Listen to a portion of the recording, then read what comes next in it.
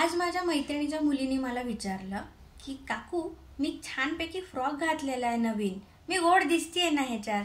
मी म्हणलं हो, तू गोड दिसती आहेस, पण छान फ्रॉक घातलाय म्हणून नाही, तू गोड वागतीयेस, सगळ्यांची छान बोलते, छान राहते, पॉझिटिव्ह आहेस, म्हणून तू सुंदर आहेस आणि म्हणून तू गोड दिसते.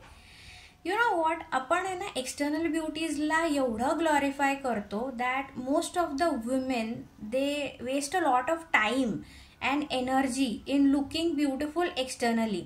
एस्पेशली ब्युटी पार्लरमध्ये जायचे, 5-5 तास ते कसले तरी केसांची ट्रीटमेंट्स करायचे, काही गरज नसती रे. म्हणजे ठीक आहे, फर्स्ट इम्प्रेशन मॅटर करतं, स्वच्छता मॅटर करते, टापटीप मॅटर करते, बट दॅट डझंट मीन की you have to waste a lot of time in it. Because first impression is not the last impression anymore. आता जमाना बदललेला आहे. आता फर्स्ट इम्प्रेशन जरी मॅटर करत असेल, इट ऑल्सो डिपेंड्स की तुम्ही ते इम्प्रेशन किती वेळ टिकवून ठेवू शकता. आणि त्याच्यासाठी तुमचं दिसणं महत्त्वाचं नसतं. जर तुम्ही ऑफिस एन्व्हायरमेंटमध्ये असाल तर तुमचं काम महत्त्वाचं असतं. तुमचं काम बोलतं, तुमचे आर्टिक्युलेशन स्किल्स, कम्युनिकेशन स्किल्स, ते काम तुम्ही किती छान मॅनेज करताय, प्रायोरिटी कशाला देताय. आणि जर तुम्ही घरामध्ये असाल तर तुम्ही घरातल्यांशी किती छान वागताय, किती समजूतदारपणे वागताय.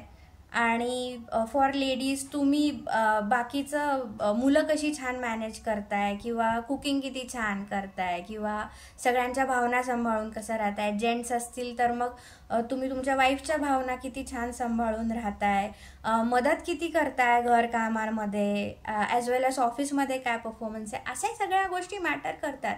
But you know we should stop glorifying our looks, because लुक्सपेक्षा जास्त महत्त्व तुम्ही एक माणूस म्हणून किती चांगले आहात ह्याला देतात लोक practically.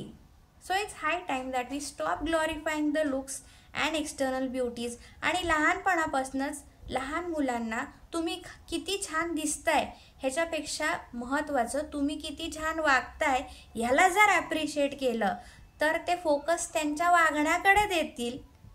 And we can bring up a generation who would focus more on their behavioral patterns and inner beauty rather than the external beauty.